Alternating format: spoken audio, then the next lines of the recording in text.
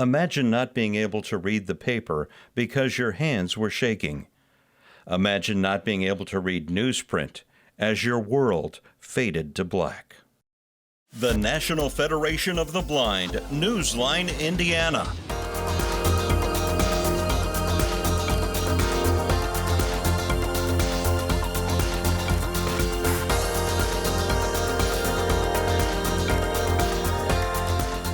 With your host, Lee Martin, and co-host, Florence Myers-McSwine.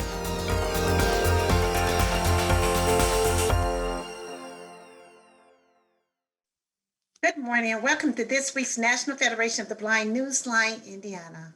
I'm your co-host, Florence Myers-McSwine, here with your host, Mr. Lee Martin, and our guest today, Mr. Byron Alston. So, Lee, first, how are you doing today, sir? I am doing fantastic, and I'll tell you, I enjoy these weeks going by and having such brilliant guests, and today is no exception. So, how are you today? Once again, Dr. Byron Alston. How you doing today, sir? I'm doing fine. Let's go ahead and get started here real quick, and we want to kind of talk a little bit about this NFB Newsline free audio information service. And you are a subscriber to the service, and you want to share with us the device that you use and what you like to read on that service and how has it impacted your life? Yes, sir. I use it through the Echo Dot, the Alexa, and I use it for a couple things. I use it to listen to my news. I've used it to read magazines, go to certain magazines, really sports magazines. Mm-hmm. So I kind of like it because I could get my news right there at my bedside, and I could just say, Alexa, tell me about such and such, and it tells me. Okay, I know that it's a very usable, friendly service. And Florence, you want to talk a little bit more about, the service? I certainly can. Now, I prefer using my iPhone, so I download my app, and I can access my newspapers, magazines, circulars. Oh, goodness. I can access the another device which is on there, the NFB Reader Basic, and it is a free audio information service for the blind, visually impaired, and print challenged. And the thing about it is that it gives us who are blind and visually impaired and print challenged access to over 500 newspapers and magazines, and it's right there at our fingertips, 24 hours a day, 7 days a week. And Byron, you mentioned that you like the sports. So again, that's another plus because not just men like sports, and it gives us access to sports, and we can basically get information about every team that we want, whenever we like. Yes, ma'am. That's what I enjoy about it. Well, there's so much more to enjoy about this. Here's a great service. You got your TV guide listings, job listings with over 200,000 different job listings on there with 2 different search engines. Florence mentioned the Target and Walmart circulars. You generally get those before they come through the mail. And there, I'll tell you, you got international publications, you got your national publications, and we also have a breaking news category. All of those are very good and easy to access. Also, Florence mentioned the basic KNFB reader. That is an addition to the service. And once again, I say for that to be on the service, that should be a big draw because it allows you to take a snapshot of a document or your mail, and you can read that independently. So there's so much going on with this free audio information service for children, adults, youth, and seniors, as well as veterans. So we're going to take a short pause, and we're going to come back and talk a little bit about the reality of Dr. Byron Alston. Keep wanting to say Scott, but it's Alston. So We'll be right back.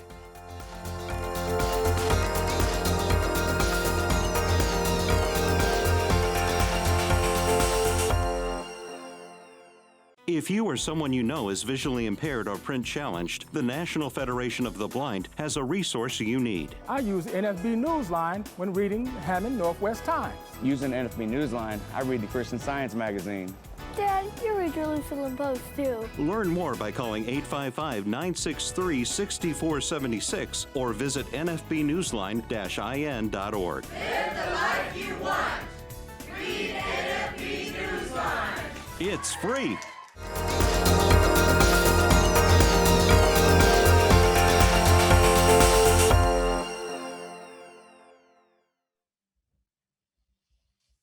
Welcome back to this segment of the National Federation of the Blind Newsline, Indiana. And our guest today, Mr. Byron Alston. Mr. Alston, again, welcome to the show. Thank you. Thank you for having me today. It's our pleasure. Dr. Byron, tell us a little bit about you. Let's say your early childhood, whatever you like to share. We call this segment From Trials to Triumph. So tell us a little bit about you. Yes, ma'am. I was born in Indianapolis, Indiana. I was a bad boy. I was a bad boy in Indianapolis, got in lots of trouble. And, you know, before I really get into that part of my life, I would like to apologize to Indianapolis, to anybody that I've done wrong, I said something wrong to, or I treated them bad. I'm sorry. I made mistakes in my life as a young person and as an adult, and I am sorry for anybody I hurt. So a lot of times we get the mishap as a young man that doing stuff makes you bad, but it really makes you stuck on stupid. And so as a young boy, I was stuck on stupid. And I made some bad choices in my life, and I ended up in prison doing a lot of amount of time in prison. I've been to every prison in the state of Indiana, but it's one thing that happened while I was in prison. I made a promise to my mom. My mom passed. And I made a promise to my mother that I would do better. I would at least try to do better. Because sometimes when you go to prison and you get out, if there's no people really to help you, the churches, your community, your back gets up against the wall. And it was a couple times my back got up against the wall and I made some bad choices. But I realized, because I wrote a program while I was incarcerated called Choices and Consequences. Every choice you make has a consequences.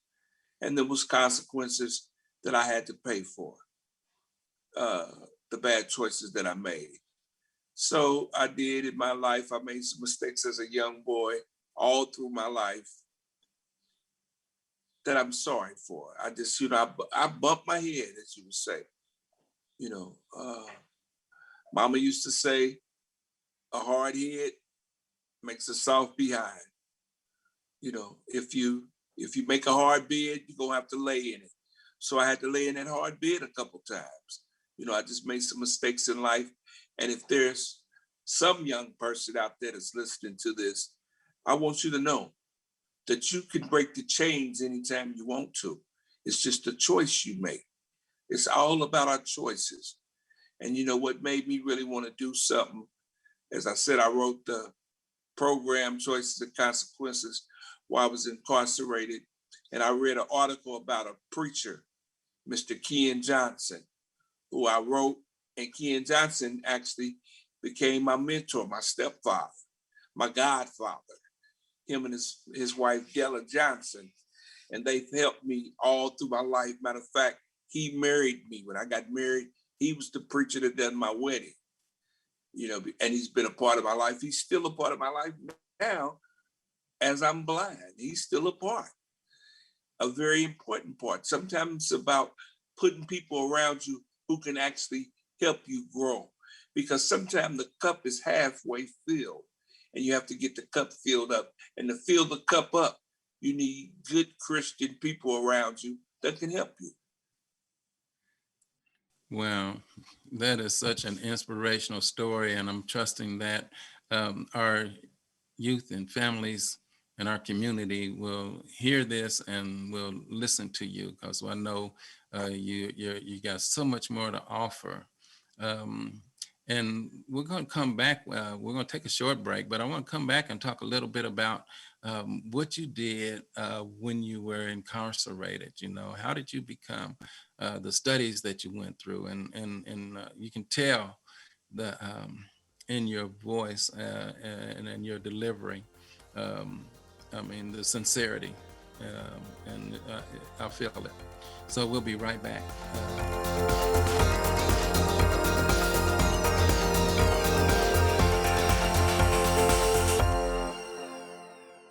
If you or someone you know is visually impaired or print challenged, the National Federation of the Blind has a resource you need. I am a CFP practitioner, and I happen to be blind. I rely on NFB Newsline to keep me current with Wall Street Journal and the Financial Times. Hoosiers can hear Indiana magazines, circulars, national magazines, and information from across the globe. Learn more by calling 855-963-6476 or visit nfbnewsline-in.org. If you or someone you know is visually impaired or print challenged, the National Federation of the Blind has a resource you need. Wow, I scored a touchdown when I found sports on NFB Newsline. I enjoy reading TV guide listings on NFB Newsline. Learn more by calling 855-963-6476 or visit nfbnewsline-in.org. We are the nation's blind. We read NFB Newsline. It's free.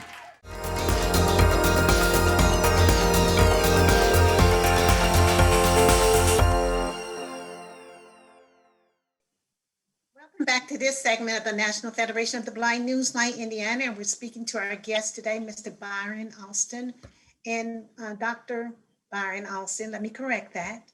Dr. Byron, you were speaking about your transition, and you talked a little bit about, you know, in your earlier years being what you say, bad boy, making those not so good decisions. However, there is a transition that takes place in our life. And it sounds to me that you're going in a very positive direction. At what point in your life do you feel that the change actually came? Was it prior to blindness, or was it during your journey with blindness? Can you give us a little bit more insight on that? It was prior to. Because I had made up in my mind a decision after sitting in prison looking at a 40-foot wall, brick wall, you know, that enough was enough, that I could make a change, that I could become more than a number. Because they actually give you a license plate number, a DOC number that you never forget. They embed this number into your mind because you can't get mail, you can't get money, you can't get a visit, you can't get nothing without remembering that number. If you can't remember that number, you forget who you are. And so I knew I could do more, and I wanted more. I wanted to have a family. I wanted to know what a family was like. You know, I wanted to be a father. I wanted to be all that. And so I started looking to the hills, which came in my help. And I read about Pastor Ken Johnson. So once you read about Pastor Ken Johnson and that motivated you, so what did you start doing with your life at that time? Or were you still incarcerated when you read about him? I read about him. I was still incarcerated, and I wrote him a letter. And then he started writing me back, and we became, you know, writing each other. And I started going to school and getting my schooling up, getting my knowledge up tight. I had to get my things up tight because I knew I couldn't come out in the world without a plan. I had to have some kind of plan to do the right thing. So I had a plan that I wanted to save my community. So I came out and I built a youth center with the help of some churches from the ground up. And I opened up a youth center up on 38th and Orchard. called Save the Youth. I started a program called Save the Youth. And my goal was to actually help save the youth, because I used to be that youth who needed somebody to save me, that could talk some wisdom and knowledge into my life. So you acquired your doctorate while you were in prison or afterwards? After I got out. Mm-hmm. Okay. I got out then. But, you know, it was a journey. I was involved in the Duvall Institute up in California. It's where they picked, I think, 8 ministries here in the city, and they flew us to California, and they flew us to Utah. And I mean, we had to go to classes, and, you know, because we was actually in the ministry, I went to Africa, and I learned a whole lot about myself. But as I said, I still made some bad choices. That's why I made that apology first, because it might be somebody to say, well, I know him. I want to apologize if I hurt anybody, if I done anything wrong to you. I'm sorry. I made a mistake, you know. And you seem to, Go ahead, Florence. The thing about it is that what you sounds like you're referring to is doing what we just call soul searching and finding who is in you, and, Yes. and recognizing who is in you and who could bring you through, right? Yes. Mm-hmm. And I know I could be more than a number. Yes, sir. You know, when you talked about that number a few minutes ago, it really, it floored me. I mean, I know that that's basically what they call the DOC number, but it sounds so much like being branded. Yeah, they brand. You'll never forget that number.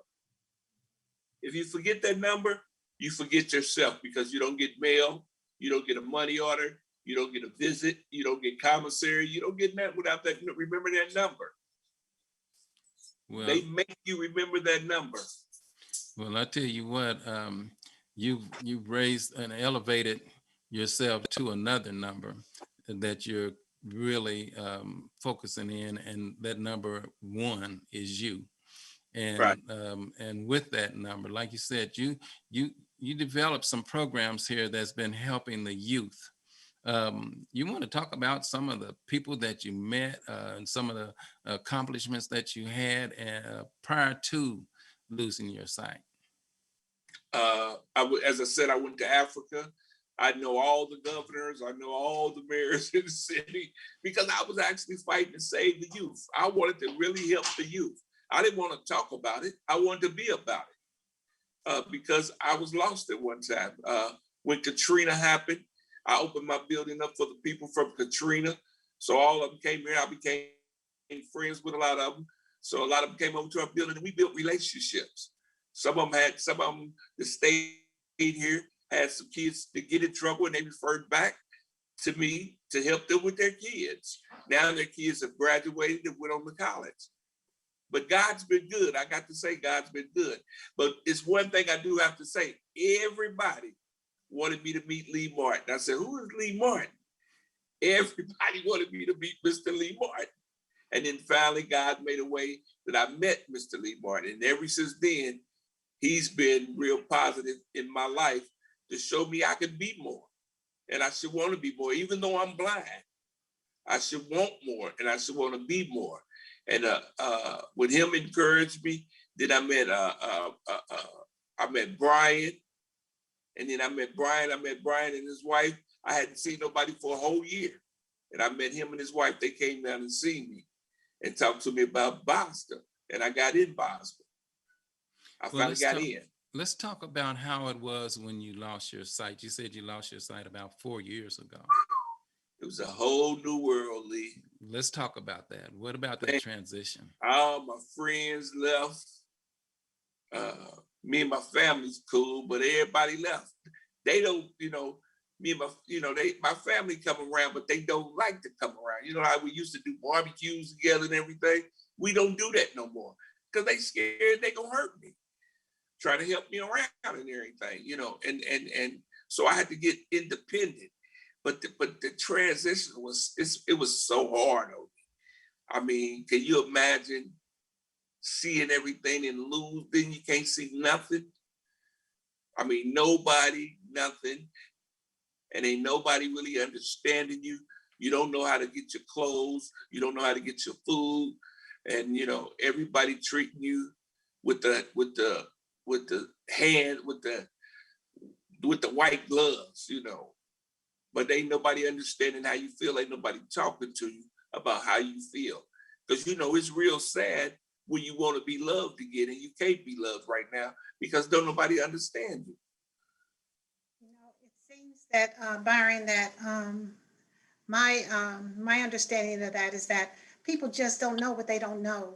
And they don't, right. They don't know. And people, they want to, they just don't know how to. And the thing about it is that what we try to encourage people to do is ask questions, because people are uncomfortable being around people that aren't like them, as we want to call them. Right. That is so true.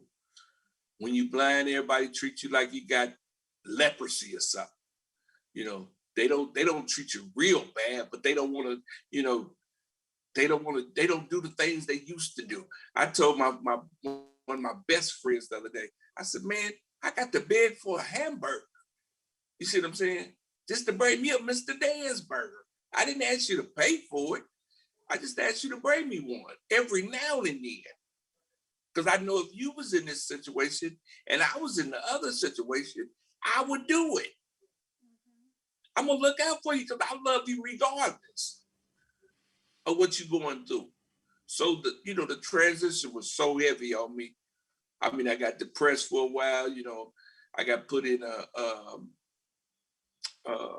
assisted living place because my sister didn't want me living by myself. They was scared something was going to happen to me, you know, or I was going to get hurt, you know. So I really went down in the dumps because we couldn't do nothing for a whole year but sit in our room. And it was like sitting in a cell again. Mm-hmm. You know, and one thing I do want to encourage you, if you got some people that's in assisted living or nursing home, please go see them. I'm living it every day. Please go see them. See about me. Come and see about me. Come and see about your people.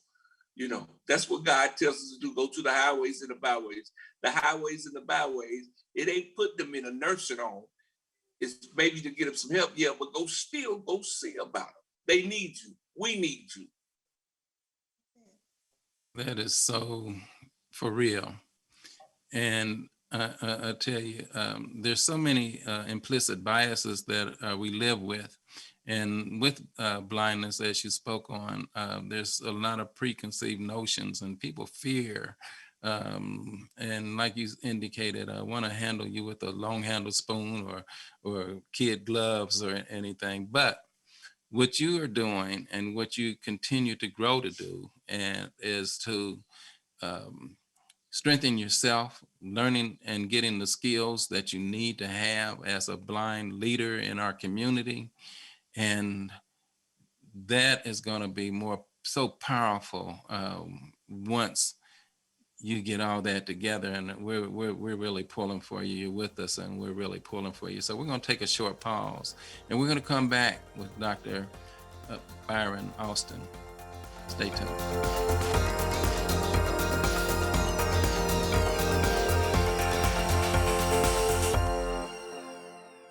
I'm Danny Wayne Beamer, Program Manager of the Elder Blind Program at the Will Center in Terre Haute, Indiana. I introduce the NFB Newsline to seniors in 13 southwestern counties in Indiana. I also utilize the NFB Newsline for my radio station public affairs shows. The NFB Newsline. Experience it today. Learn more by calling 855-963-6476 or visit nfbnewsline-in.org. We are the nation's blind, and we read NFB Newsline.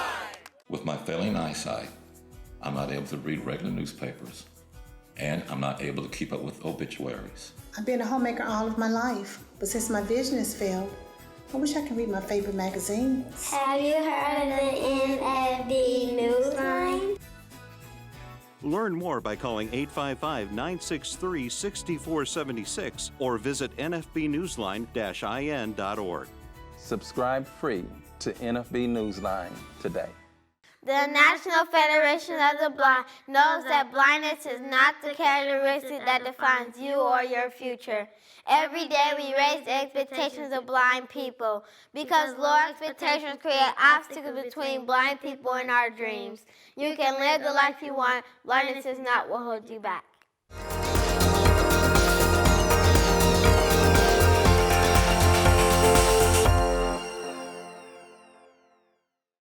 Welcome back to the conclusion of our show. And we have been speaking with Dr. Byron Alston.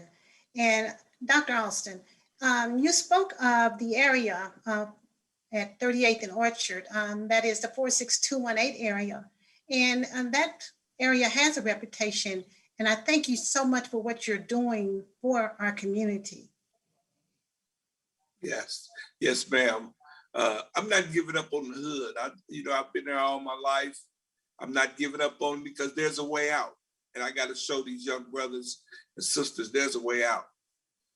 Don't wait until it's too late to try to get out.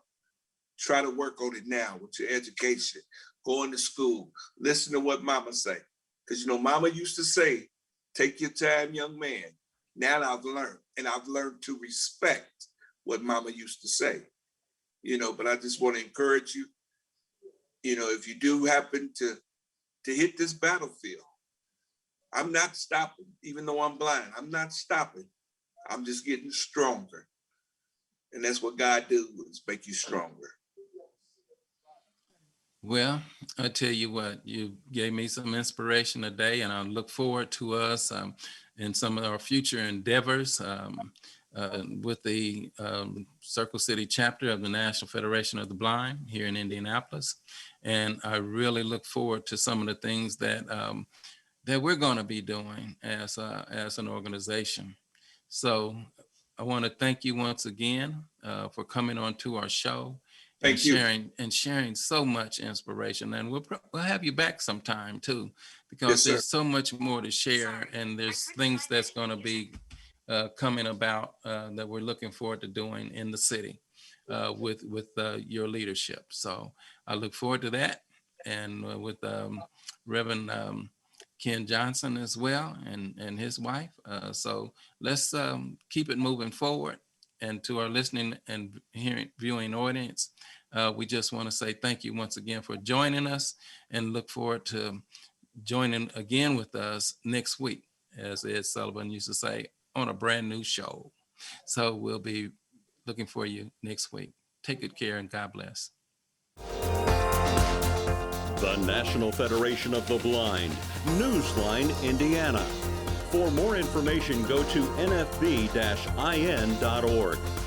or call 855-963-6476.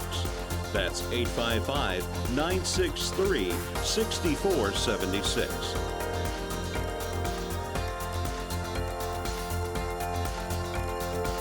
The National Federation of the Blind encourages you to live the life you want.